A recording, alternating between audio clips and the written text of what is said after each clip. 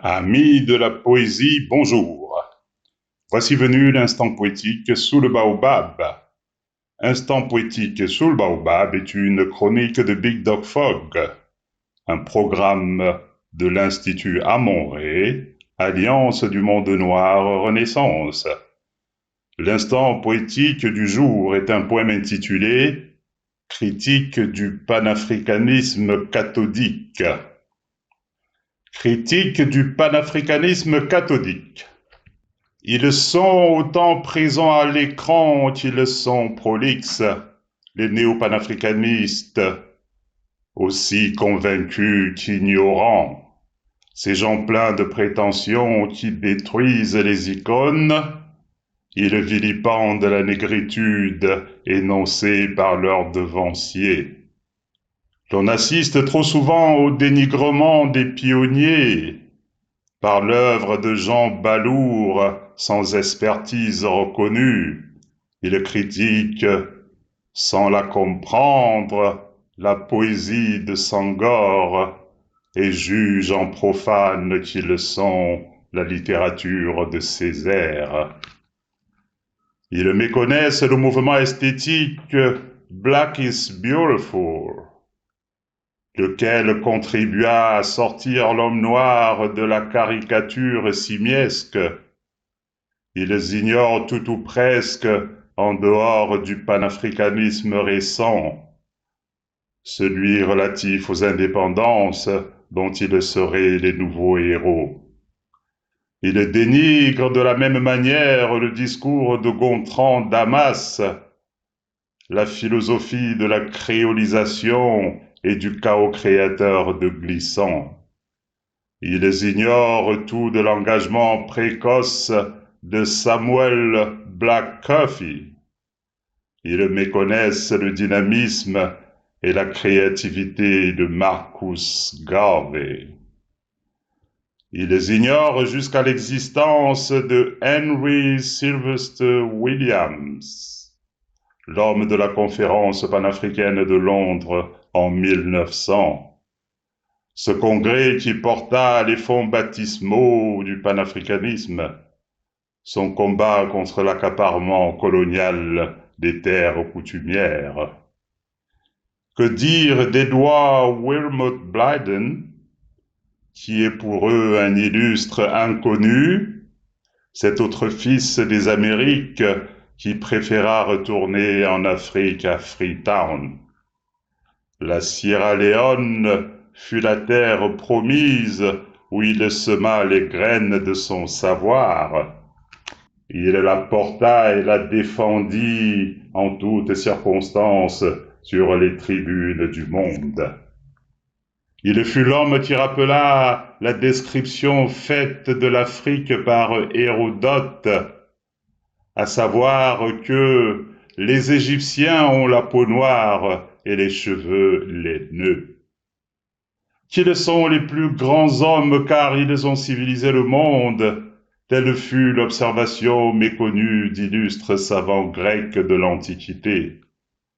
Il rappela à toutes fins utiles que l'Afrique était le conservatoire du monde. Son ouvrage de référence fut Christianity, Islam and the Negro Race, soit un questionnement précoce sur la dérive religieuse des Africains, la tendance des Africains à mépriser leur être pour mieux admirer l'autre. Il fit une piqûre de rappel aux ignorants du kamitisme et sa gloire antique, ceux qui méprisent leur religion pour mieux adorer les dieux des autres, et qui, ce faisant, vivent dans l'esprit des autres et dans leur égrégore infertile, ceux qui abandonnent leur tradition et ignorent l'histoire de l'Afrique antique. Ces néo-pasteurs ignorent tout ou presque du long cheminement panafricaniste, bien qu'ils eurent la longueur de chronique panafricaniste, panafricaniste, car cela suffit amplement à leur bonheur et à leur autosatisfaction cathodique. car en réalité, ils apportent si peu de choses au vrai combat panafricaniste. Ainsi, ils ignorent tout du docteur Benito Sylvain, cet autre fils de la terre prolifique d'Haïti, cet autre père fondateur du panafricanisme, conseiller précoce de l'empereur d'Éthiopie. Ils ne connaissent point George James et sa pensée dans l'héritage volé. Ses travaux sur la place et l'importance de l'Éthiopie dans l'histoire africaine. Ils ignorent qu'il y eut auparavant des engagements fondateurs de l'africanisme. Ils ignorent tous ces jalons qui ont forgé la conscience préalable au panafricanisme. Ils ignorent tout de Martin Delany et sa vision précoce de l'afrocentrisme, lui qui posa les Principia of Ethnology à la base de l'égyptologie moderne. Ce fut longtemps avant l'entame de l'encyclopédie africana de Dubois. Tout cela échappe au néo-panafricanisme égocentré à l'esprit réducteur. Ils méconnaissent Joseph Anténor Firmin ainsi que ses enseignements. Cet autre grand-fils de la fille aînée de l'Afrique que représente Haïti. L'homme de l'égalité des races humaines, anthropologie positive, soit une réhabilitation de la grandeur historique de la race noire. Ils ignorent les écrits fondateurs de Dubois dans Les âmes des peuples noirs, lesquels sont au fondement de la conscience des enjeux raciaux dans le monde. Ils sont à la base de la confiance en soi et de la fierté de l'appartenance noire. Ils méconnaissent le rôle émancipateur de la négritude dans un contexte raciste. Ils ignorent le radicalisme de la négritude qui fut un vecteur d'affirmation de soi. Cet héritage qui échappe à la sagacité de ces gens mus par les gloires éphémères, par la jouissance de la célébrité cathodique que les ondes emportent aussitôt, car ils n'ont rien d'autre à proposer que des commentaires fumeux et peu éclairants. Ils ignorent tout du rôle de la négritude dans la construction de l'identité noire. Ils ignorent les congrès panafricains du début du XXe siècle à Manchester. Par leurs discours iconoclastes, ils sont les idiots utiles de l'anti-panafricanisme, car ils caricaturent la cause noire par le dénigrement de ses pères fondateurs. Ils osent traîner dans la boue les illustres pères de cette pensée novatrice, ceux qui par la littérature ont porté la conscience noire à son firmament. Ces grands devanciers qui ont ouvert la voie de la reconnaissance du noir, ces illustres prédécesseurs qui ont réhabilité la couleur noire dans le monde. Ces gens ignorent tout ou presque de la pertinence du combat de la négritude.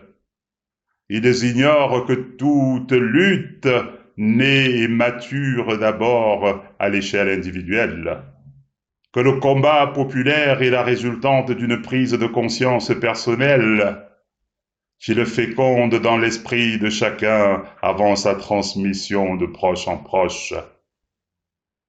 Ils ignorent que la prise de conscience de la question raciale précède le combat, qu'elle prépare les mentalités aux luttes à venir dès que l'on assume sa couleur, lorsque l'on porte fièrement sa race et qu'on la hisse au niveau des autres races.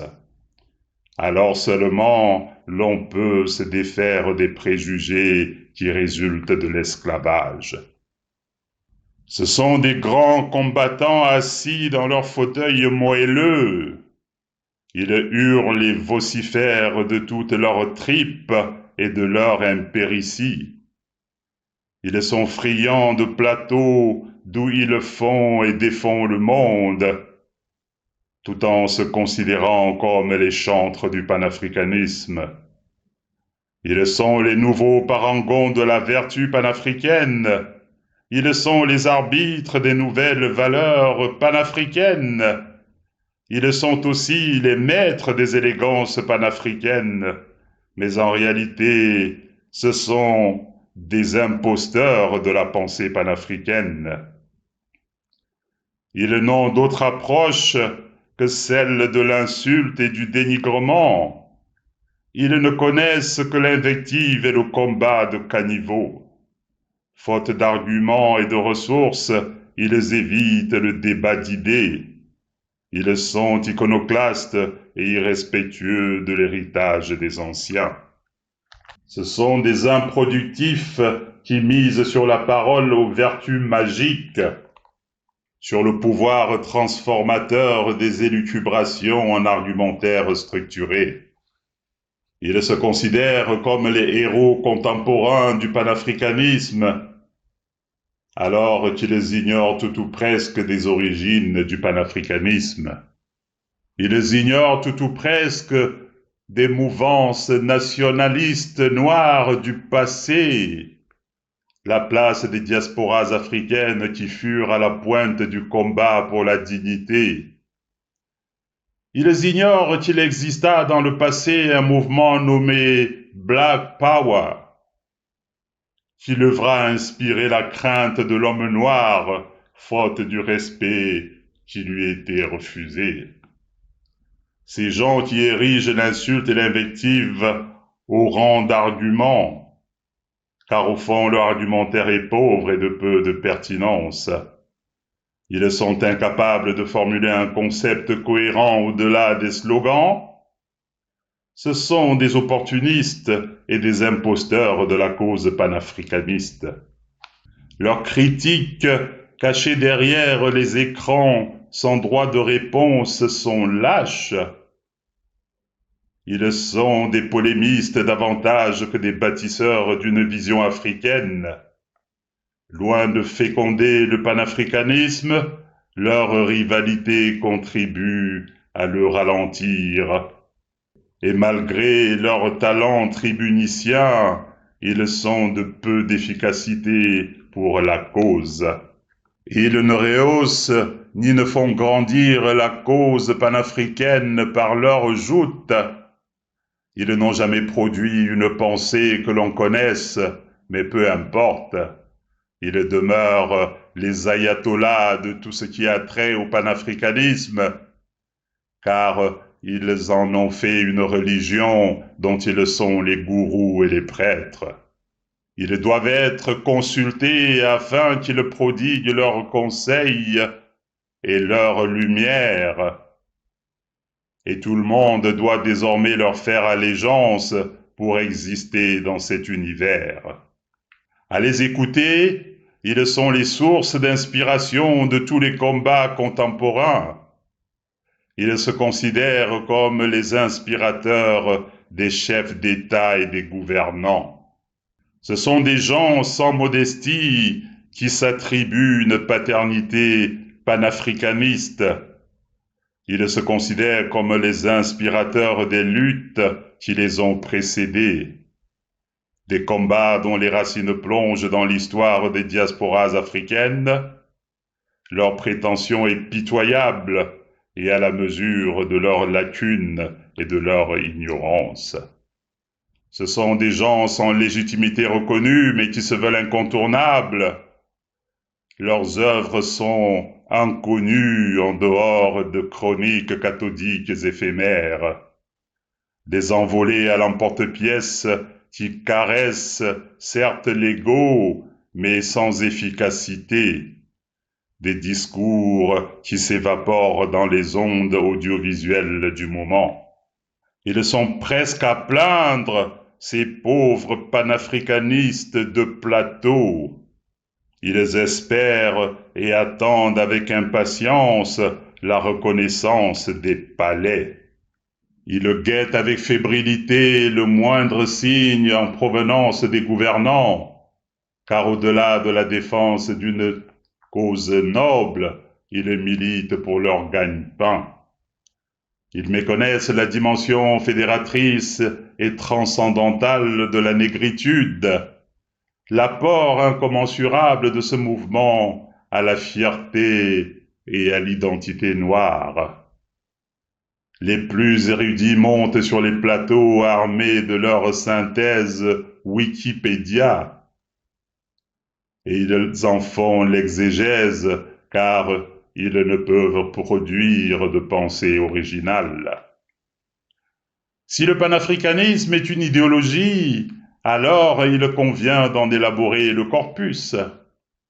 S'il est un mode de gouvernance, alors il faudrait en préciser les principes. S'il est une doctrine économique, alors il faudrait préciser ses concepts ou sa théorie, à moins qu'il ne soit qu'un slogan, auquel cas leur posture s'explique aisément. Ces panafricanistes sont souvent incapables de réaliser leur propre unité nationale. Ils sont pour certains des adeptes de l'ethno-différentialisme au plan national. Qu'à cela ne tienne, ils ont la prétention de vouloir rassembler le continent. Quel paradoxe, car charité bien ordonnée commence par soi-même. Ces nouveaux prêtres sont flattés par leur notoriété cathodique éphémère, qui pour eux découle de la pertinence de leurs incantations télévisuelles. Ainsi ils se complaisent et se congratulent dans leur pensée unique et contrôlée. Ils supportent peu le débat contradictoire qui enrichit et fait avancer la pensée. Il est temps que cesse cette dérive panafricaniste sans corps et sans substance, afin que les fils du continent se concentrent sur des combats porteurs d'efficacité. Le combat pour l'acquisition des sciences et des technologies indispensables, le combat pour l'industrialisation et la transformation des matières premières africaines. Il est temps que cesse la confusion des luttes de chapelles panafricaines, afin que les fils d'Afrique et de ses diasporas puissent restaurer leurs traditions, qu'ils puissent réhabiliter leur culture, leur histoire et leur civilisation, qui seuls sont à même de permettre l'avènement du nouvel homme africain. Il est temps que la polémique et l'autosatisfaction cèdent la place à la construction, afin de laisser éclore le génie et l'inventivité des fils d'Afrique et de ses diasporas. Il est temps que le monde noir fragmenté depuis des siècles soit enfin en cohésion, et que la lumière, jadis éteinte sur sa civilisation, reprenne de plus belle sa brillance. Ces braves gens devraient se ressaisir, car ils sont en retard d'une guerre, car ils courent après des vieilles lunes dépassées d'un monde en accélération. Car le cheval de bataille du monde noir est aujourd'hui le kamitisme. Il est le vecteur d'un nouvel élan africain porté par l'histoire et les traditions. Le kamitisme est à la fois panafricanisme, négritude et spiritisme africain. Il appelle à la convergence du monde noir sur la base de ses traditions. Il est négritude au sens de l'affirmation de la fierté de l'identité noire. Il est spirituel car il transcende la dimension physique de l'existence. Le kamitisme se projette au plan métaphysique par l'enseignement des ancêtres, Il se conçoit comme une vision culturelle, identitaire et communautaire à la fois. Au-delà de son acception géographique, il englobe toutes les diasporas africaines. Il est à la fois la matrice du panafricanisme, de la négritude et du spiritisme africain. Je vous remercie pour votre écoute.